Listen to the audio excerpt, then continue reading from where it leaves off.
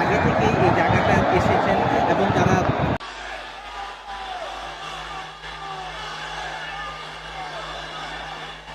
বিসমিল্লাহির রহমানির রহিম।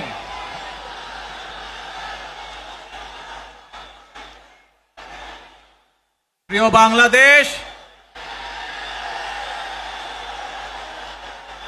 উপস্থিত প্রিয় মুরব্বীবর্গ, মঞ্চে উপস্থিত জাতীয় নেতৃবৃন্দ,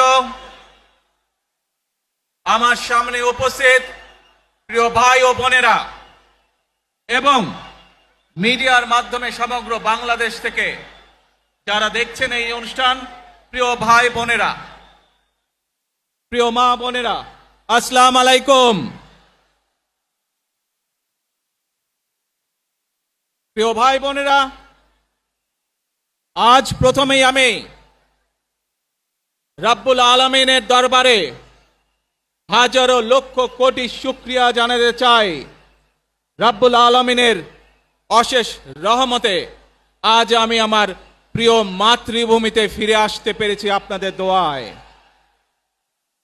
আপনাদের মাঝে। প্রিয় ভাই বোনেরা,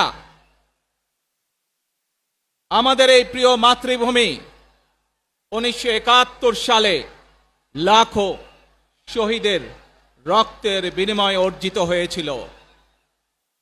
ঠিক একইভাবে 75-এ আবার 7ই নভেম্বর আধিপত্যবাদীদের হাত থেকে রক্ষার জন্য সেদিন সিপাহী জনতার বিপ্লবের মাধ্যমে আধিপত্যবাদের হাত থেকে দেশকে রক্ষা করা হয়েছিল।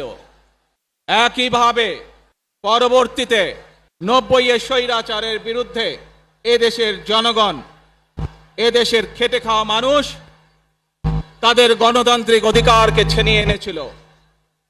কিন্তু তারপরেও ষড়যন্ত্রকারীদের ষড়যন্ত্র থেমে থাকেনি। আমরা তারপর দেখেছি 2024 সালে, 71 সালে এই দেশের মানুষ যেমন স্বাধীনতা অর্জন করেছিল, 2024 সালে এদেশের ছাত্র জনতা সহ সর্বস্তরের মানুষ, কৃষক, শ্রমিক, গৃহবধূ, নারী, পুরুষ, মাদ্রাসার ছাত্র সহ দলমত নির্বিশেষে, শ্রেণী পেশা নির্বিশেষে সকল মানুষ সেদিন 2024 সালের 5ই আগস্ট এই দেশের স্বাধীনতা এবং সার্বভৌমত্বকে রক্ষা করেছিল। প্রিয় ভাই বোনেরা, আজ বাংলাদেশের মানুষ কথা বলার অধিকার ফিরে পেতে চায়, তারা তাদের গণতান্ত্রিক অধিকার ফিরে পেতে চায়। বাংলাদেশের মানুষ চায় তারা তাদের যোগ্যতা অনুযায়ী ন্যায্য অধিকার পাবে। প্রিয় ভাই বোনেরা, আজ আমাদের সময় এসেছে সকলে মিলে দেশ গড়ার। এই দেশে যেমন পাহাড়ের মানুষ আছে, এই দেশে একইভাবে সমতলের মানুষ আছে। এই দেশে মুসলমান, বৌদ্ধ, খ্রিস্টান, হিন্দু সহ বিভিন্ন ধর্মের মানুষ বসবাস করে। আমরা চাই সকলে মিলে এমন একটি বাংলাদেশ গড়ে তুলব আমরা, যেই বাংলাদেশের স্বপ্ন একজন মা দেখেন, অর্থাৎ একটি নিরাপদ বাংলাদেশ আমরা গড়ে তুলতে চাই। যে বাংলাদেশে একজন নারী, একজন পুরুষ, একজন শিশু যেই হোক না কেন নিরাপদে ঘর থেকে বের হলে নিরাপদে ইনশাআল্লাহ ঘরে আবার ফিরে আসতে পারে। প্রিয় ভাই বোনেরা, এই দেশের জনসংখ্যার অর্ধেক নারী, 4 কোটিরও বেশি তরুণ প্রজন্মের সদস্য, 5 কোটির মতন শিশু, 40 লক্ষের মতন প্রতিবন্ধী মানুষ রয়েছেন, কয়েক কোটি কৃষক, শ্রমিক রয়েছেন। এই মানুষগুলোর একটি প্রত্যাশা আছে এই রাষ্ট্রের কাছে, এই মানুষগুলোর একটি আকাঙ্ক্ষা আছে এই দেশের কাছে। আজ আমরা সকলে যদি ঐক্যবদ্ধ হই, আজ আমরা যদি সকলে প্রতিজ্ঞাবদ্ধ হই, তাহলে আমরা এই লক্ষ কোটি মানুষের সেই প্রত্যাশাগুলো পূরণ করতে পারি ইনশাআল্লাহ। প্রিয় ভাই বোনেরা, ৭১ সালে আমাদের শহীদরা নিজের জীবন উৎসর্গ করেছিলেন এই রকম একটি বাংলাদেশ গঠনের জন্য। বিগত 15 বছর স্বৈরাচারের বিরুদ্ধে শত শত হাজারো গুম খুনের শিকার হয়েছে শুধু রাজনৈতিক দলের সদস্য নয়, নিরীহ মানুষের প্রতিবাদ করতে গিয়ে অত্যাচার নির্যাতনের শিকার হয়েছে, জীবন দিয়েছে। 2024 সাল মাত্র সেদিনের ঘটনা। কিভাবে আমরা দেখেছি আমাদের তরুণ প্রজন্মের সদস্যরা কিভাবে নিজের জীবন উৎসর্গ করেছে দেশের এই স্বাধীনতা এবং সার্বভৌমত্বকে রক্ষা করার জন্য। প্রিয় ভাই বোনেরা, কয়েকদিন আগে এই বাংলাদেশের 24 আন্দোলনের এক সাহসী প্রজন্মের এক সাহসী সদস্য ওসমান হাদিকে হত্যা করা হয়েছে। ওসমান হাদি শহীদ হয়েছে। প্রিয় ভাই বোনেরা, ওসমান হাদি চেয়েছিল এই দেশের মানুষের জন্য গণতন্ত্র প্রতিষ্ঠিত হোক, এই দেশের মানুষের গণতান্ত্রিক অধিকার প্রতিষ্ঠিত হোক, এই দেশের মানুষ তাদের গণতান্ত্রিক এবং অর্থনৈতিক অধিকার ফিরে পাক। আজ 24 আন্দোলনে যারা শহীদ হয়েছেন, ওসমান হাদি সহ 71 যারা শহীদ হয়েছেন, বিগত স্বৈরাচারের সময় বিভিন্নভাবে খুন গুমের শিকার হয়েছেন, এই মানুষগুলোর রক্তের ঋণ যদি শোধ করতে হয়, আসুন আমরা আমাদের সেই প্রত্যাশিত বাংলাদেশ গড়ে তুলব, যেখানে আমরা সকলে মিলে কাজ করব, যেখানে আমরা সকলে মিলে আমাদের প্রত্যাশিত বাংলাদেশকে গড়ে তুলব। প্রিয় ভাই বোনেরা, বিভিন্ন আধিপত্যবাদ শক্তির গুপ্তচরেরা বিভিন্নভাবে ষড়যন্ত্রে এখন লিপ্ত রয়েছে। আমাদেরকে ধৈর্যশীল হতে হবে, আমাদেরকে ধৈর্য ধারণ করতে হবে। বিশেষ করে তরুণ প্রজন্মের যে সদস্যরা আছেন, আপনারাই আগামী দিন দেশকে নেতৃত্ব দিবেন, দেশকে গড়ে তুলবেন। এই দায়িত্ব তরুণ প্রজন্মের সদস্যদেরকে আজ গ্রহণ করতে হবে, যাতে করে এই দেশকে আমরা সুন্দরভাবে গড়ে তুলতে পারি। শক্ত ভিত্তির উপরে গণতান্ত্রিক ভিত্তি, শক্তিশালী অর্থনৈতিক ভিত্তির উপরে যাতে এই দেশকে আমরা গড়ে তুলতে পারি। প্রিয় ভাই বোনেরা, আমার সাথে আজকে মঞ্চে এখানে বহু জাতীয় নেতৃবৃন্দ বসে আছেন। আসুন আজকে আমরা দুহাত তুলে আল্লাহর দরবারে দোয়া করে আল্লাহর রহমত আমরা চাই। যে সকল জাতীয় নেতৃবৃন্দ এই মঞ্চে আছেন, মঞ্চের বাইরে যে সকল জাতীয় আরো নেতৃবৃন্দ আছেন, আমরা সকলে মিলে এই দেশকে নেতৃত্ব দিয়ে আমাদের বাংলাদেশের জনগণের প্রত্যাশিত সেই বাংলাদেশকে আমরা গড়ে তুলতে চাই। আমাদেরকে যে কোনো মূল্যে আমাদেরকে এই দেশের শান্তি শৃঙ্খলা রক্ষা করতে হবে। যে কোনো উস্কানির মুখে আমাদেরকে ধীর শান্ত থাকতে হবে। প্রিয় ভাই বোনেরা, আমরা দেশের শান্তি চাই, আমরা দেশের শান্তি চাই, আমরা দেশের শান্তি চাই। প্রিয় ভাই বোনেরা, মার্টিন লুথার কিং নাম শুনেছেন না আপনারা? নাম শুনেছেন তো আপনারা?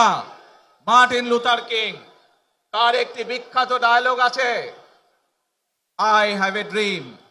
আজ এই বাংলাদেশের মাটিতে দাঁড়িয়ে আপনাদের সকলের সামনে আমি বলতে চাই, বাংলাদেশ জাতীয়তাবাদী দলের একজন সদস্য হিসাবে আপনাদের সামনে আমি বলতে চাই, I have a plan for the people of my country, for my country. আজ এই পরিকল্পনা দেশের মানুষের স্বার্থে, দেশের উন্নয়নের জন্য, দেশের মানুষের ভাগ্যের পরিবর্তনের জন্য যদি সেই প্ল্যান, সেই কার্যক্রম, সেই পরিকল্পনাকে বাস্তবায়ন করতে হয়, প্রিয় ভাই বোনেরা, এই জনসমুদ্রে যত মানুষ উপস্থিত আছেন, এই সারা বাংলাদেশে গণতন্ত্রের শক্তি যত মানুষ উপস্থিত আছেন, প্রত্যেকটি মানুষের সহযোগিতা আমার লাগবে। প্রত্যেকটি মানুষের সহযোগিতা আমাদের লাগবে।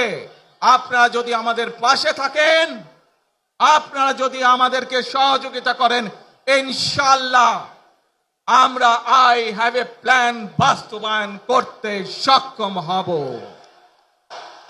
আসুন আমরা আল্লাহ রাব্বুল আলামিনের দরবারে হাত তুলে প্রার্থনা করি, আমরা জানো হে রাব্বুল আলামিন, হে একমাত্র মালিক, হে একমাত্র পরওয়ারদিগার, হে একমাত্র রহমত দানকারী, হে একমাত্র সাহায্যকারী, আজ আপনি যদি আমাদেরকে রহমত দেন, তাহলে আমরা এই দেশের মানুষ কঠোর পরিশ্রম করার মাধ্যমে আমাদের প্রত্যাশিত বাংলাদেশকে গড়ে তুলতে পারবো।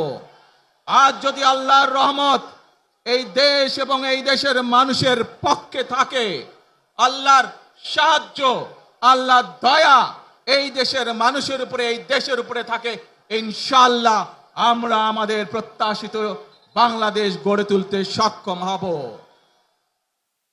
প্রিয় ভাই বোনেরা, আজ আসুন আমরা সকলে মিলে প্রতিজ্ঞা করি, আমরা সকলে মিলে প্রতিজ্ঞা করি যে ইনশাআল্লাহ আগামী দিনে দেশ পরিচালনার দায়িত্বে যারা আসবে, আমরা সকলে নবী করিম সাল্লাল্লাহু আলাইহি সাল্লামের যে ন্যায়পরায়ণতা, সেই ন্যায়পরায়ণতার আলোকে আমরা দেশ পরিচালনার সর্বোচ্চ চেষ্টা করব। প্রিয় ভাই বোনেরা, আজ আপনারা জানেন এখান থেকে আমি আমার মা দেশনেত্রী খালেদা জিয়ার কাছে যাব। একটি মানুষ, যে মানুষটি এই দেশের মাটি, এই দেশের মানুষকে নিজের জীবনের থেকেও বেশি ভালোবেসেছেন, তার সাথে কি হয়েছে আপনারা প্রত্যেকটি মানুষ সে সম্পর্কে অবগত আছেন। সন্তান হিসাবে আপনাদের কাছে আমি চাইবো, আজ আল্লাহর দরবারে আপনারা দোয়া করবেন যাতে আল্লাহ ওনাকে তৌফিক দেন, উনি যাতে সুস্থ হতে পারেন। প্রিয় ভাই বোনেরা, সন্তান হিসাবে আমার মন আমার মায়ের বিছানার পাশে পড়ে আছে সেই হাসপাতালের ঘরে, কিন্তু সেই মানুষটি যাদের জন্য জীবনকে উৎসর্গ করেছে, অর্থাৎ আপনারা এই মানুষগুলোকে, যাদের জন্য দেশনেত্রী খালেদা জিয়া জীবন উৎসর্গ করেছেন নিজের জীবন, সেই মানুষগুলোকে আমি কোনোভাবেই ফেলে যেতে পারি না। এবং সেজন্যই আজ হাসপাতালে যাবার আগে আপনাদের প্রতি সহ টেলিভিশনগুলোর মাধ্যমে যারা সমগ্র বাংলাদেশে আমাকে দেখছেন, আপনাদের সকলের কাছে কৃতজ্ঞতা প্রকাশ করার জন্য আজ আমি এখানে দাঁড়িয়েছি আপনাদের সামনে।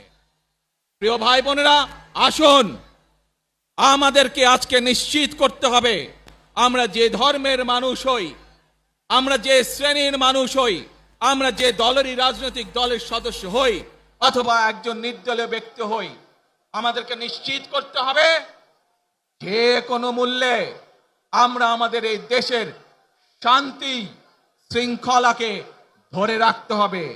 যে কোনো মূল্যে যে কোনো বিশৃঙ্খলাকে পরিত্যাগ করতে হবে। যে কোনো মূল্যে আমাদেরকে নিশ্চিত করতে হবে যাতে মানুষ নিরাপদ থাকতে পারে। শিশু হোক, নারী হোক, পুরুষ হোক, যে কোনো বয়স, যে কোনো শ্রেণী, যে কোনো পেশা, যে কোনো ধর্মের মানুষ যেন নিরাপদ থাকে, এই হোক আমাদের চাওয়া আজকে। প্রিয় ভাই বোনেরা, আসুন প্রিয় ভাই বোনেরা, সবাই মিলে আজ আমরা প্রতিজ্ঞাবদ্ধ হই, সবাই মিলে করব কাজ। কে জোরে আরো, সবাই মিলে করব কাজ, করব মোদের বাংলাদেশ। ইনশাআল্লাহ আপনাদের সকলের কাছে দোয়া আছে, আবারও সকলকে যে কোনো মূল্যে দেশে শান্তি শৃঙ্খলা রক্ষার আহ্বান জানিয়ে যে কোনো বিশৃঙ্খলাকে পরিহার করে ধৈর্যের সাথে মোকাবেলা করার আহ্বান জানিয়ে আমার বক্তব্য শেষ করছি। আবারও আপনাদের কাছে কৃতজ্ঞতা প্রকাশ করছি আজকে আমাকে এইভাবে বরণ করে নেওয়ার জন্য। আল্লাহ হাফেজ। বাংলাদেশ জিন্দাবাদ, বাংলাদেশ জাতীয়তাবাদী দল জিন্দাবাদ। আসসালামু আলাইকুম।